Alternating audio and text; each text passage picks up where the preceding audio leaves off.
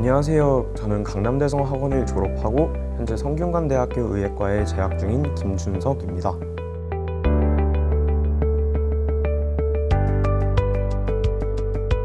우선 처음에는 생각지도 못한 대학교에 합격을 해서 너무 기뻤고 또 감격스러웠습니다. 제 부모님 또한 처음에는 이렇게 좋은 대학교에 갈 수 있을 거라고 생각을 못 하셔서 붙었을 당시에는 굉장히 당황하셨지만 또 마찬가지로 굉장히 기뻐해 주셨습니다. 저는 국어가 일단 가장 어려웠다고 생각을 합니다. 그 이유는 지문 자체도 굉장히 복잡했고 또 지문에 담겨있는 정보도 많았기에 학생들이 그것을 푸는 데 있어서 문제들을 푸는 데 있어서 그런 정보들을 취합하고 적용하는데 굉장히 어려웠다고 생각을 합니다. 그런데 저는 일단 그 문제들을 당황을 하지 않고 또 차분하게 그 정보들을 정리를 해나가면서 문제에 적용시켜가지고 좋은 결과를 얻을 수 있었다고 생각을 합니다. 우선 수능 공부는 꾸준하게 계속 하는 게 좋다고 생각을 합니다. 왜냐하면 일단 수능 공부를 하다가 안 하다가 하면은 감도 떨어질 수 있고 또 문제에 대한 그런 어떤 제가 생각하는 그런 풀이들이 제때제때 생각이 안 날 수도 있기 때문에 언제나 꾸준히 모든 과목들을 다 함께 하는 것이 중요하다고 생각을 하고요. 또 팁이 있다면은 수능 공부를 하는 게 당연히 힘들고 어렵겠지만 포기하지 말고 항상 자신을 믿으면서 꾸준히 버티는 게 중요하다고 생각합니다. 제 꿈은 언제나 의예과였습니다. 근데 제가 막상 수능을 보고 나니까 처음에 의예과를 갈 만한 성적이 되지 않더라고요. 그래서 물론 힘들고 어려울 거라는 것을 알지만 제 꿈을 그래도 이루고 싶어서 한 번 더 공부를 하기로 결심을 하게 됐습니다. 고등학생 때도 항상 대성 마이맥에 있던 인강들을 봤으며 제가 그 수업들을 들을 때 더 익숙할 거라고 판단을 했고 또 대성학원만의 그 담임 선생님 제도가 제게는 큰 장점이라고 판단을 했기 때문입니다. 우선 담임 선생님들 같은 경우에는 제가 힘들 때 제게 격려도 해주고 또 어떻게 공부를 하면은 제가 앞으로 있어서 더 좋은 성적을 얻을 수 있을지 그렇게 같이 고민도 해주셨기 때문에 제게 큰 도움이 되었고 또 마찬가지로 제가 이제 성적이 나왔을 경우에 어느 성적으로 어떻게 대학교에 지원을 하면은 제가 원하는 꿈에 더 가까워질 수 있는지 이렇게 같이 고민을 해주셨기에 더욱더 큰 도움이 됐다고 생각합니다. 컨텐츠가 굉장히 다양하고 많다는 것인데요. 우선 컨텐츠가 많은 거는 자칫 잘못하면은 그것을 다 풀지 못하고 이제 그냥 마지막에는 버려야 되는 상황이 나올 수도 있지만 그것을 담임 선생님들과 여러 선생님들이 함께 같이 지도를 해주시면서 다 풀어 나갈 수 있도록 지도를 해주시고 또 거기에서 그치는 것이 아니라 같이 다양한 풀이와 이제 그것들을 해설을 해주시면서 학생들에게 맞는 그런 풀이법을 알려주시기 때문에 그것이 너무 좋았다고 생각합니다.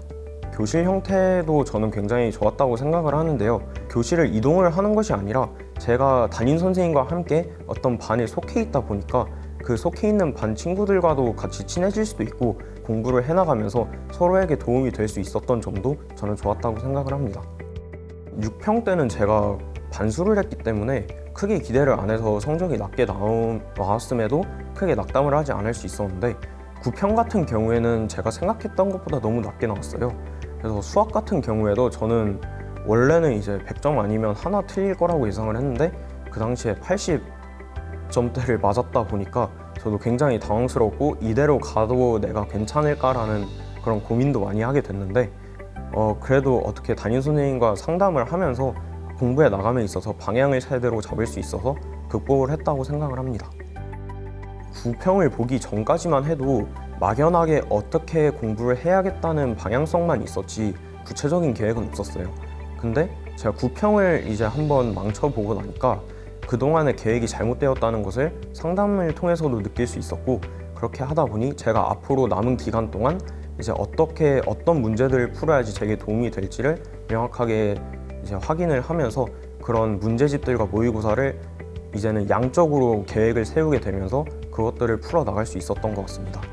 제가 취약했던 과목이 국어였어요. 국어 때문에 아무래도 삼수를 했다 보니까 국어는 9평 이후에 좀 더 많은 양을 풀 수 있도록 시간을 배분을 했고 또 반대로 수학 같은 경우는 항상 자신이 있었지만 9평을 조금 망쳤기도 해서 그래서 양을 살짝 줄이고 대신 아예 안 하지는 않는 걸로 그렇게 조절을 해봤습니다. 그동안의 계획을 다시 한번 점검을 해봐야 된다고 저는 생각을 합니다. 왜냐하면 9평이 성적이 잘 나왔다고 해서 수능이 잘 나오는 것도 아니고 9평이 안 나왔다고 해서 수능이 안 나오는 것도 아닌데 다만 그 중간 과정에서는 이제 노력이 필요하다고 생각을 하기 때문에 지금까지 세워왔던 계획이 만약에 잘 되고 있으면은 그 점검을 통해서 이제 그동안 했던 거를 바탕으로 계속 이어나가면 될 것이고, 만약에 지금까지 해왔던 계획에서 뭔가 안 맞는 게 있다거나 달성하지 못한 게 있다면은 과감히 선택과 집중을 해서 그 못한 것들을 버리거나 아니면은 내가 좀 더 시간을 내서 그 부분을 해나갈 수 있게 계획을 점검하는 것이 좋다고 생각을 합니다. 또 해서는 안 될 것으로 꼽자면은 그동안 먹지 않았던 이런 새로운 음식 같은 거를 저는 안 먹는 거를 최대한 목표로 했어요.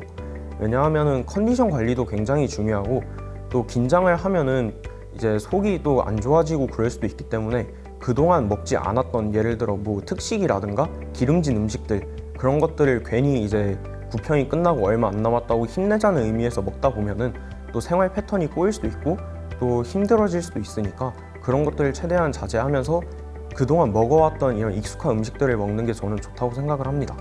국어 같은 거를 풀 때는 제가 또 언어와 매체를 했기 때문에 그 언어와 매체 부분을 먼저 풀기로 했고, 또 그 부분을 15분에서 20분 사이에 끝내야지만 제가 뒤에 문학과 비문학 부분에서 시간을 여유롭게 가져갈 수 있다고 생각을 해서 그 부분을 이제 20분 안에 끝내는 것을 목표로 잡았고요. 또 수능 때도 그렇게 할 수 있어서 실제로도 그 시간이 좀 여유롭게 끝났다고 생각을 합니다.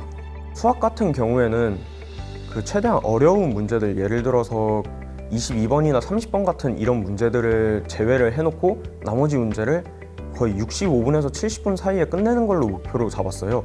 우선 그 목표가 일단 강대 자체에서도 그 모의고사 형태로 나오기도 하고, 예를 들어 2750 이런 거 27문제를 50분 안에 끝낸다, 그런 식으로 컨텐츠가 나오기도 하고, 또 그 부분도 저는 잘 인식을 하고 있어서 어려운 문제를 풀려면은 최소한 3-40분이 필요하다는 것을 알고 앞에 쉬운 문제들을 한 65분 정도로 잡고 끝내기로 목표를 했던 것 같아요. 독학재수 학원을 처음부터 선택지에 놓지 않았던 이유는 독학재수 학원은 제가 슬럼프에 빠지거나 아니면은 공부가 너무 힘들 때 할 수 있는 방법이 극히 제한적이라는 단점이 있었기 때문입니다. 재수 종합학원을 보면은 강대 같은 경우에는 담임 선생님도 계시고 또 옆에 같은 이제 친구들도 같이 공부를 하다 보니까 제가 힘들고 좀 공부가 하기 싫어져도 옆에 학생들이 공부를 하는 것을 보면 저도 해야겠다는 그런 위기감을 느낄 때도 있고요. 아니면은 담임 선생님과 상담을 통해서 내가 이렇게 가면은 나중에 내가 원하는 대학을 못 가겠구나라고 경각심을 이렇게 가질 수도 있는데, 독학재수를 하다 보면 이러한 경각심이 전혀 들지 않고 그냥 힘들면 포기해야지라는 그런 안일한 생각이 들 수도 있기 때문에 전 독학재수를 하지 않았고, 제가 고등학교를 3년 내내 기숙사에서 지내다 보니까 또 기숙사를 들어가기에는 제가 심적으로도 육체적으로도 굉장히 힘들 것 같더라고요. 그래가지고 그냥 통학을 하면서 또 밤에는 쉴 수 있게 그렇게 선택을 했던 것 같습니다. 일단 식욕이 때요. 제가 스트레스를 받으면은 보통 먹는 걸로 푸는 경우가 많아가지고 처음에 이제 공부를 하다가 굉장히 힘들거나 아니면은 모든 거를 다 때려치우고 싶을 때 가끔 이제 치킨을 시켜 먹거나 그러고 싶었는데, 문제는 그렇게 치킨을 먹거나 뭐 자극적인 음식을 먹을 경우에 다음날 속이 안 좋아서 공부를 제대로 할 수가 없더라고요. 그래서 그런 게 이제 참아야 된다는 것이 굉장히 힘들었고, 근데 이런 부분을 또 극복한 방법은 그냥 강대 밥이 또 맛있어가지고 그런 밥들 익숙해지다 보니까 또 치킨 같은 거는 이제 안 시켜 먹어도 괜찮게 버틸 수 있더라고요. 재수 생활 동안 저는 시간 관리를 일단 아침에는 한 6시에 일어나서 준비를 해가지고 또 학원에 일찍 가는 거를 목표로 했어요. 그래서 보통 학원에 7시에서 7시 반 사이에 항상 등원을 했고, 가서 자리에 앉아가지고 먼저 수학 좀 쉬운 문제들을 풀다 보면은 자연스럽게 머리도 깨고 또 집중도 되기 때문에 그런 식으로 하루 일과를 시작을 했고, 밤에는 10시에 항상 끝나서 집에 오면은 1시간 정도는 이제 못했던 것들이나 아니면은 숙제라든가 아니면 뭐 모의고사 과탐 같은 경우에는 30분이면 끝나니까 그런 것들을 풀면서 한 11시 정도까지는 공부를 하다가 또 씻고 그냥 바로 자는 방식으로 저는 생활을 했습니다. 이게 또 밤에 핸드폰을 한다고 또 늦게 자다 보면은 다음날 학원에서 졸 수도 있고 또 공부에 집중도 안 되다 보니까 전 자연스럽게 밤에는 그런 것들을 좀 덜 했던 것 같아요. 국어 같은 경우는 저는 그냥 최대한 지문들에 익숙해지는 방식을 택할 것 같고요. 또 그런 방법을 추천을 하는 이유가 저도 처음에 이제 문학과 비문학 이런 부분에서 굉장히 약점을 보였는데 강대 선생님께서 알려주신 방법이라서 저도 비문학을 이제 한 문장 한 문장 분석을 해나가면서 이 문장은 어느 문제, 어느 선지를 푸는데 도움이 된다 이런 것들을 하나하나 분석을 해가면서 문제에 있는 정보를 하나하나 놓치지 않는 그런 방식으로 공부를 했고요. 또 이 방식 성적을 올리기에 굉장히 적합했기 때문에 이런 방식을 추천을 해드리고 싶습니다. 일단 킬러를 풀 수 있다면은 그렇다면 쉬운 문제들을 거의 한 3점 이런 쉬운 문제들을 계속 연습을 해나가는 걸 추천을 해드리고 싶어요. 킬러를 풀 수 있다는 것 자체가 수학을 어느 정도 한다는 거기 때문에 그럼 앞에 있는 문제들을 좀 경시하고 덜 풀 수 있지만은 수능을 보게 되면은 긴장을 하기 때문에 이런 문제들이 있어서 실수가 나올 수 있어요. 그래가지고 이런 문제들에서 시간도 줄이고 실수도 줄일 겸 이런 문제들을 평소에 학습을 하는 것을 저는 추천을 해드립니다. 개념이 어느 정도 잡혀 있다면은 저는 실전 모의고사를 통해서 그런 성적 향상을 노렸는데요. 일단 실전 모의고사를 풀게 되면 좋은 점은 앞으로 모의고사 같은 것을 많이 풀게 되니까 수능에 어떤 문제가 나오더라도 당황을 하지 않게 되고 또 나만의 그런 풀이법을 정립을 할 수 있어서 수능에 있어서 또 시간도 확연하게 줄게 되는 그런 장점이 있었습니다. 이건 제가 고등학교에 있을 때 저희 학교가 이제 선택을 했던 방법인데 저희 고등학교는 학생들이 전원 기숙사다 보니까 언제나 아침마다 모닝콜을 해줘요. 이게 특이한 게 있다면은 수능 100일 전부터 항상 클래식 음악을 틀어줬어요.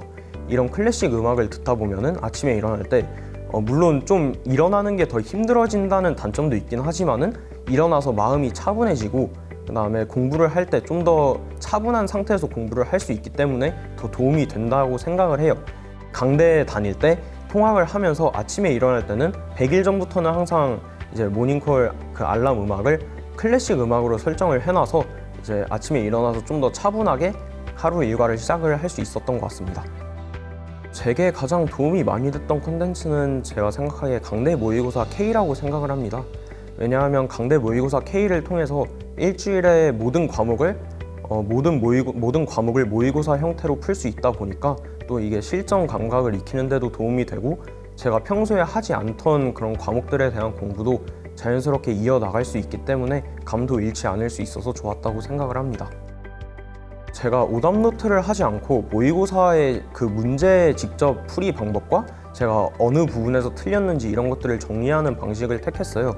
그 이유는 이제 아무래도 오답 노트를 하다 보면은 제가 그 문제를 그대로 옮겨 적거나 아니면은 문제를 옮겨 적기 귀찮으면은 그 문제를 오려가지고 오답 노트에 붙여야 한다는 그런 제가 생각하기에 좀 효율이 안 좋다는 그런 것도 있었기 때문에 오답 노트 대신에 그 모의고사에 그대로 그냥 정리를 하는 방식을 택했고요. 또 이렇게 하다 보면 좋은 점은 그 모의고사를 풀 때 내가 어느 부분에서 헷갈렸는지가 생생하게 기억이 나요. 그 모의고사를 풀면서 이제 어디서부터 어떻게 풀었는지 내가 어떻게 풀었던 그 방법에 대해서 다시 한번 점검을 해볼 수도 있고 또 내가 틀렸던 문제들에 대해서는 그 당시에 이 문제를 풀면서 어떤 생각을 했는지가 또 더 생생하게 기억이 나기 때문에 그런 장점이 있었던 것 같습니다. 저는 이제 최대한 걱정을 좀 덜 했으면 좋겠다는 생각을 해요.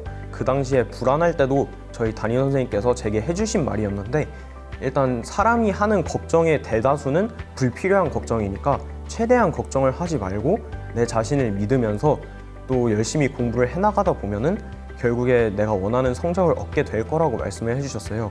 저도 실제로 그 말을 듣고 내가 왜 걱정을 하고 있을까라고 그런 생각을 하게 되었고 또 제가 걱정을 할 이유가 하나도 없더라고요.